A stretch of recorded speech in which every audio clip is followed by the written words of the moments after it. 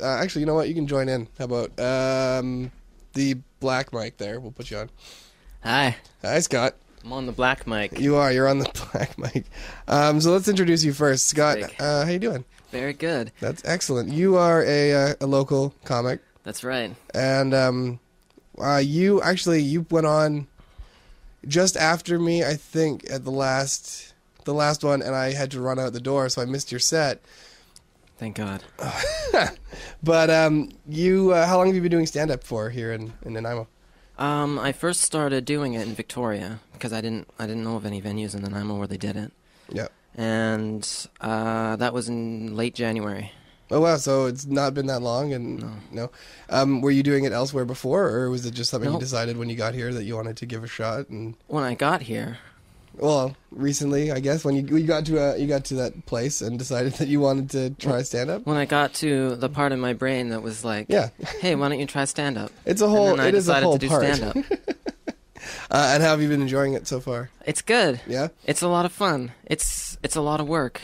It is, and it is terrifying almost always. Yeah, it was really bad the first time. Yes. It was about 90 seconds. It always hurts the first time. Yeah, it was over before I knew it started. It was very embarrassing. She was very disappointed. The audience. The audience. Oh man. All right, so it is almost Halloween, so I've been reading about this haunted house. Is that Dave Grohl? Who? That guy looks just like Dave Grohl in the corner. Nope. That is a preview of a video that is not featuring Dave Grohl. Well, if Dave Grohl put on a mustache and had a ponytail and wore a really ugly suit, you're right. That would look like Dave Grohl, right? I think you might be right. It looks like in this haunted house you wind up with a plastic bag over your head for a short amount of time. That's good. That's really scary because you can't breathe properly. That is really scary. In that scary. situation. Jeez. This seems awful in every way. I don't think that... Are haunted houses meant for adults or children? This one, I would say, is not for children. Then who's going? Adults. Like, cool adults? Probably slightly... People on dates? They've got maybe on dates or maybe like masochists. I went to a haunted house when I was 8. And it scared the death out of me. Oh, well, there was a chainsaw, and I didn't know that there was such a thing as a fake chainsaw at that time. All I knew was the ones that cut people in half. And trees, sometimes. Trees down. They are mostly used for trees, but I remember there was one here, and it was... Bevin? I think that was it, and it scared the crap out of me. How old were you? Oh, I don't remember. 20? It was 6 months ago. But it was very dark, and it had nothing. There was nothing. You just went in, and you just walked through the dark, and people would grab you constantly. Are you sure it was a haunted house? It may not have been. It wasn't a glory hole? No, it was not a glory hole. All right. Those are scary. Those are terrifying. The first time. 3 or 4 times in, though, you're usually okay. Yeah. All right, so let's do a quick plug for the show right now. November 2. November 2. Friday. This coming Friday. Go ahead. The Courts. It's downtown. You all know it as the Globe, where they used to have strippers. They did used to have strippers, and now they have comedians. Yeah, comedians and others. Comedians are sort of like talking strippers. Right. They bare their souls. That's right. And if I was allowed, I would strip on stage too. I think you probably are allowed. I don't know if there's a rule where you can't do it, right? I don't know. I wouldn't do it. No, I would. I don't care. I'll do it right now. See? Don't do it. Oh, look, you shouldn't have done that. Good, right? No, I wish you hadn't done that. It's all right. You'll survive. Somehow I'm going to get through it. All right, we're going to play some more music. This is, we play these guys at the top of the show, too. This is Anchoress again, and the song is called She-Devil. It's a little bit less about zombies and more about, someone else. Here we go. Anchoress with She-Devil, and I'm here in the studio with... Nice song. Scott Goglin. Yeah, it was a good one. I think I might play that one at my wedding. I hope I hope you do. It's called Anger is a She-Devil? Just, the band is called Anchoress, the song is called She-Devil. Cool. It all works. Now it's your wedding march for you. I look forward to that. All right, so we did cover a little bit about how long you've been doing comedy, but let's ask the real question, which I ask myself all the time, is why are you doing comedy? I don't know. That's a long form answer. I always wanted to do something in show business. Sure. Not really show business. I never wanted to like have a real job, although I have forever. You've had a real job forever? I always just felt like there was something that I could do. I went to university and I took writing courses, and I didn't like university, per se. It was a lot of work. And then one day I was walking down the street, because I go for walks. Sure. And I just had this thought in my mind where I was like telling jokes on a stage. I was daydreaming. And I just went home and wrote that down. And I kept doing that like almost every day for like 4 or 5 months. And I was like, I'm going to go do an open mic somewhere. I'm going to go do an open mic somewhere. But I never did, obviously. Right. And then I did, obviously.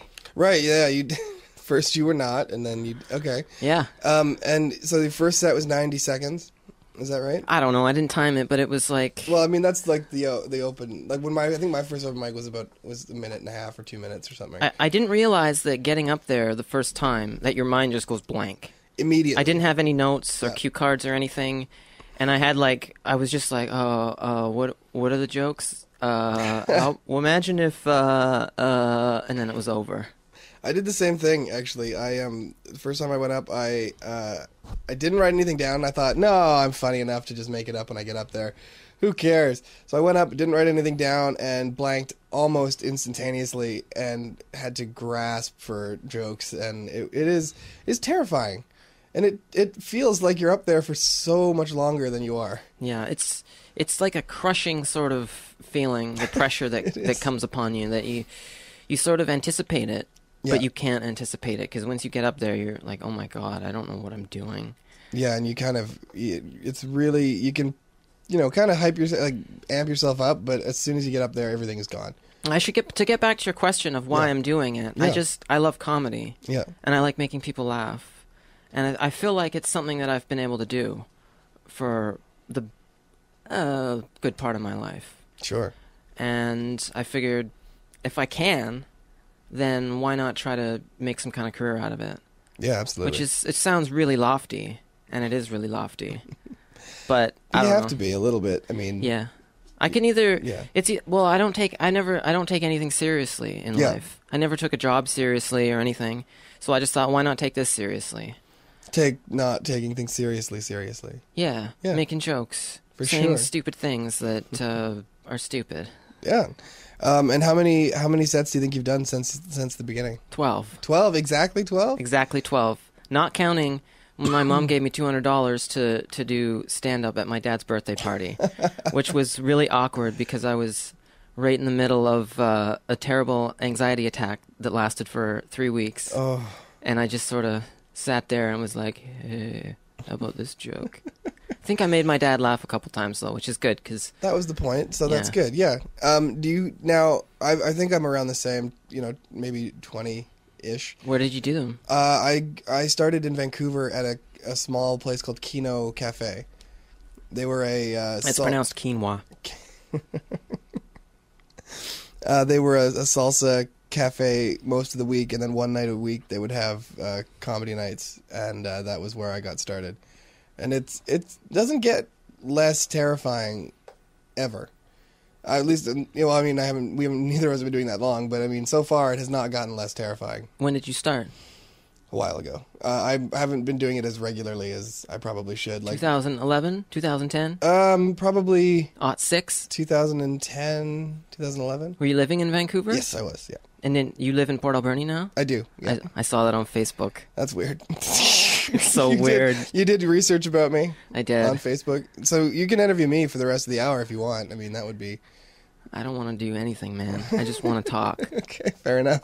Talk radio. You did send me a list of subjects of conversation that you would like to have. Sure. We did comedy. Uh-huh. So we've been actually talking a lot. Well, I've been talking to the few people that might be listening right now about movies for most of the hour, or for most of the first hour of the show. We talked about Halloween movies. So, are you a horror movie fan? I don't like horror movies. No? I don't get it. I don't get the point. Oh, Do you like Saw? Yes. Yeah, I hate it. So you're not much of a Halloween person? No. I like the short answers. The short and to the point answers are always good. Good. Oh, God. Moving forward, you also would like to talk about. I just want everybody to know that I don't actually want to talk about these things. I just wrote out. I said, hey, I want to come talk on your show, and you said about what? And then I just listed a humongous list of things that people could potentially talk about. So yeah, let's do it. We could go through them. Twitter is on here. Are you a tweeter? I am. And not professionally. Not a professional tweeter. No, I don't believe that exists. No, I don't think it does either. But it is. I mean, do you enjoy it? I like it. I like Twitter. I talk about it here, and I get shit for it all the time. But I enjoy it. As far as I know, I have no followers. None. I have, I think, 30 followers. Okay. And a lot of them are just fake people. But I've never really told anybody about it. Like, hey, check out my Twitter. I just one day back in 2009. I've always been a tweeter, actually. Back in like 2000, remember MSN Messenger? I do remember MSN Messenger. You used to have like write your name. Status. And people would write before status. This was just when it was your name. You're right. Yep. Yeah. And it's like my name was never Scott. It was always just whatever I could fit in there. The original. And I would tweets. change it every day. So I don't know. I don't remember almost any of them. But that was that. And then when I got Facebook, my status updates would just be the same thing, basically just one-line jokes or like whatever. And then when Twitter came along, I just started doing it there. It was a natural progression. Do you want to tell everyone to check out your Twitter now on the radio? It'll probably boost you to 31 followers. Oh, cool. So, just saying. It's Scott Lee McGoglin. Scott Lee McGoglin. It's a really stupid name, and I should probably change it because I think it's so stupid. But I never really liked the idea of having like my real name attached to it. It's very close to I didn't like the idea of people like Googling me and like seeing my Twitter account. It was more like I'll tell you. So I was feeling kind of British that day, and half English, half Irish, and there it is. All right. Scott LY McGoglin. All right. Check it out, everybody. Check him out on Twitter. Do it. I will check you out on Twitter. Thank you. You're very welcome. Oh, it's so nice. I know it's kind of a big deal when I do that. So. Do you tweet? I do. Yeah. Do you tweet jokes? So, sometimes when I remember to. What do you tweet about? Anything? Usually this show. Yeah. Yeah. Like, hey, check me out, guys. I have a sexy voice. Why not listen to it and think about me? Pretty much. I hope that's what happens. I am hoping that 85% of the show is people listening for that reason only. I can't believe how many cute girls there are just outside your studio, just checking you out. Now. They do have the signs. It's like a morning television show. It's unbelievable. One of them says, "Hi, Katie." That's weird. But she's obviously thinks she's in New York. Yeah, I think she might be confused. Yeah. But that's okay. Well, it must be nice, all these girls checking you out. The attention is outrageous from being on the radio.